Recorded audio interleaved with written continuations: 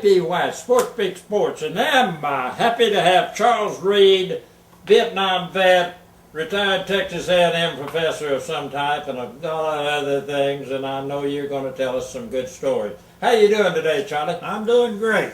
That was a good breakfast down there at Baptist Church. What? Baptist Church every Wednesday morning at 8 o'clock. And anybody's invited to come down there for $2. You can get you all the breakfast you want.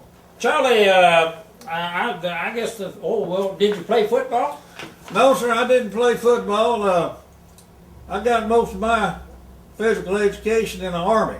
Oh, okay. The Army's got some of the best things out there. The Navy's got the SEALs, the Army's got Special Forces, Airborne Ranger, and all those other things out there. So I wasn't quite in good enough shape out there to play high school ball, but I was pretty good shape to play Army ball and stuff like that. Is that right? That's okay. right.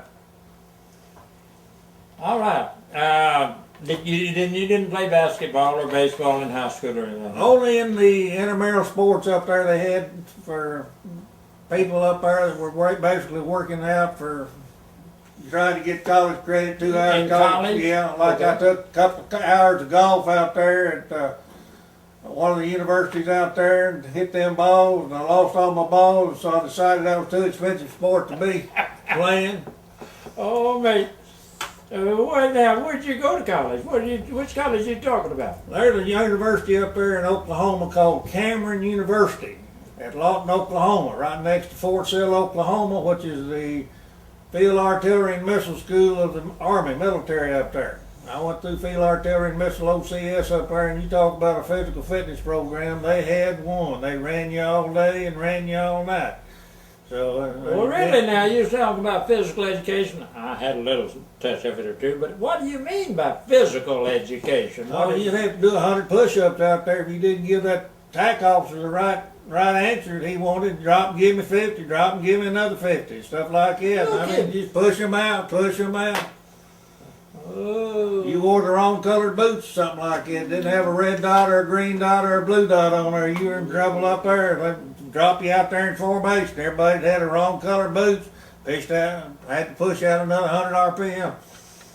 Okay, Vietnam. I know you're a Vietnam vet, and I know you've got a few disabilities because of it and all this kind of stuff.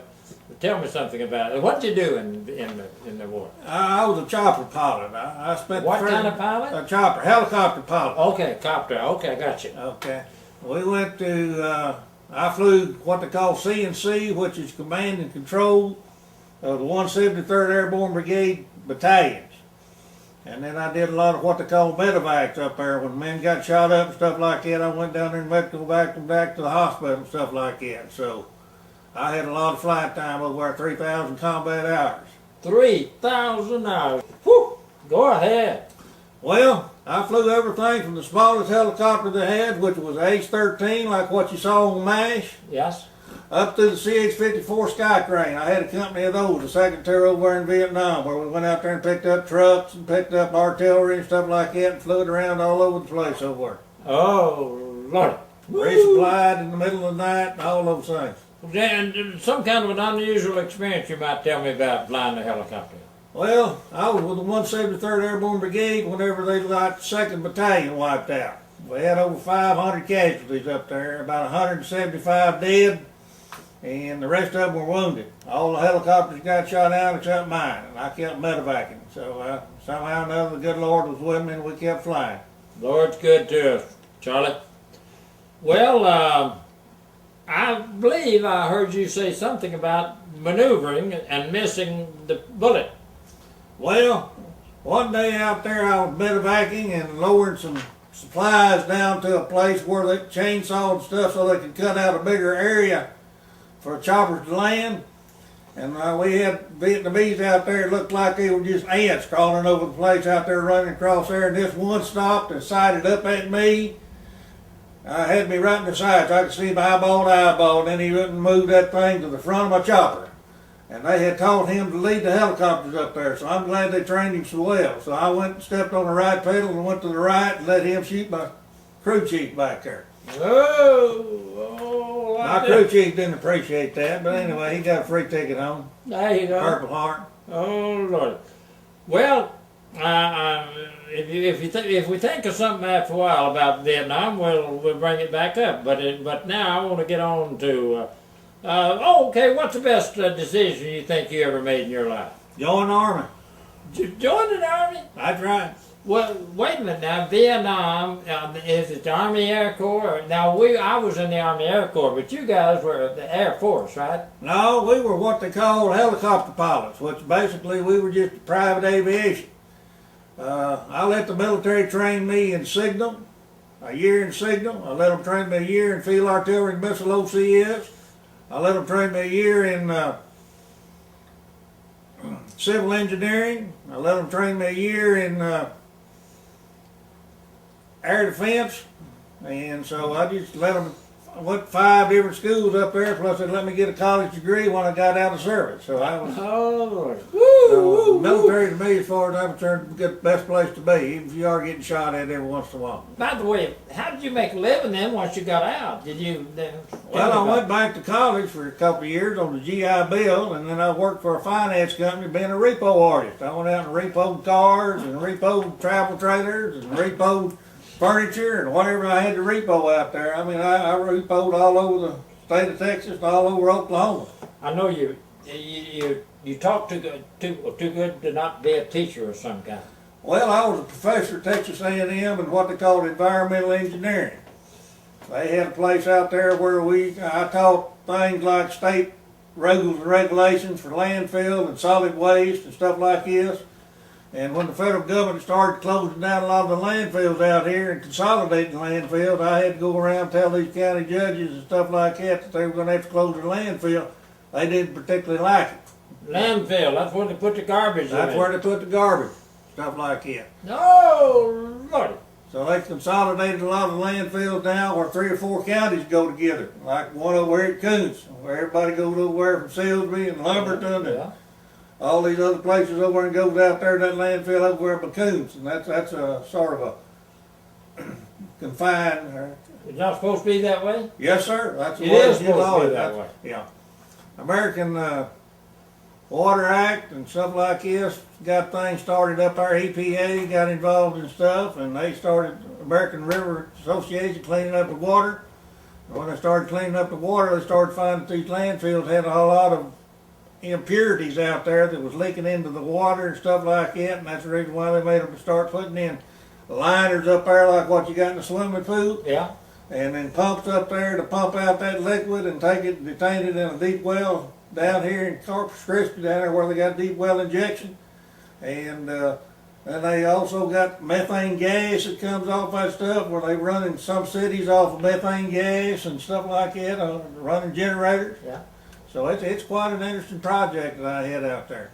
Well, then, it sounded like you ran that by me there pretty quick, like that we're getting a little bit of an asset in that methane gas. Is that right? That's correct. Is that helping the situation? It's good for about 25 years at a landfill. Then it peters out, just like anything else out there.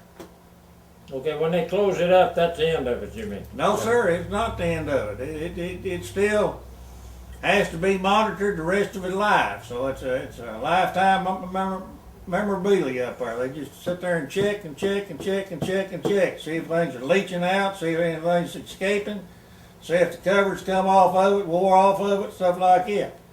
Now in the future, what we expect to happen is they're going to go in there and mine those landfills for all the metal and all the plastic that's in there. No kidding. That's right. That's one of the things that they've got up there for these environmental people to get all this metal out of there and tires and all this other stuff. Think that's good? Why not? It's recycling. There you go. There you go. Well, do they build any buildings over the top of these places? Yes, sir, they do. But they have to build them up like down here on this seawall where the water comes under. Yes. They got that methane gas that seeps out underneath there, so they got to build them up high enough that that methane gas goes underneath them. Now, all those buildings have got an alarm set off in there. And if that alarm goes off, they evacuate the building and turn on all the blowers and blow all the methane gas out. My goodness, my goodness. Ooh.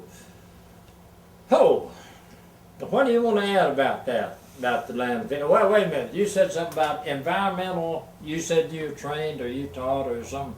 You ran by me. I didn't want to interrupt you, but environmental something. What did you say now? Environmental engineering. That's where what I did was I taught the engineers on how to construct the landfills. There you go. I taught the people up there in the cities and stuff like that how to operate their routes and trucks and stuff like that and pick up those landfills and stuff like that. Now you want to talk about being in shape, those little boys back there is picking up that garbage and throwing it in the back. Yeah. They got some of the most physical active people out there, muscles built up on them like Superman. Yeah. That's right. Yeah, I'll be talking. Did you say something about which school was that you were doing that? I was Texas A&M University. Oh, Sister. thank you. Well, Charles Reed, Vietnam vet, Texas A&M professor. I don't know whatever, a little bit of everything else. He did everything except play a lot of football. Usually, most of you guys I interviewed played football. Well, I'm smarter than that. I didn't get any broken bones out there playing football. Let's see. J.P. White, SportsSpeak Sport. Thank you. Charles Reed, Good day. Texas A&M man. Yes, whole sir. works, a helicopter pilot. Oh, a bunch of good stuff. Thanks a of good million for stuff. coming down. I enjoyed it once I found it. Next time, we'll speak some more sports when we have SportsSpeak Sports, where we usually talk a little sports, and we talked plenty of sports today, didn't we, producer? So long for now. See you next week. SportsSpeak Golf Cars and Motorbikes. Highway 327 West in Silsbee has a sophisticated street-legal Tony Lamborghini golf cart, 6-seaters, 4-seaters, customized trailers, LaFree electric bikes, manual pedal bikes, and a motorized Velo Solex, tires, wheels, trolleys, and accessories for club car and easy-go. SportsSpeak Golf Cars and Motorbikes, Highway 327 West in Silsbee. Call them at 385-3838.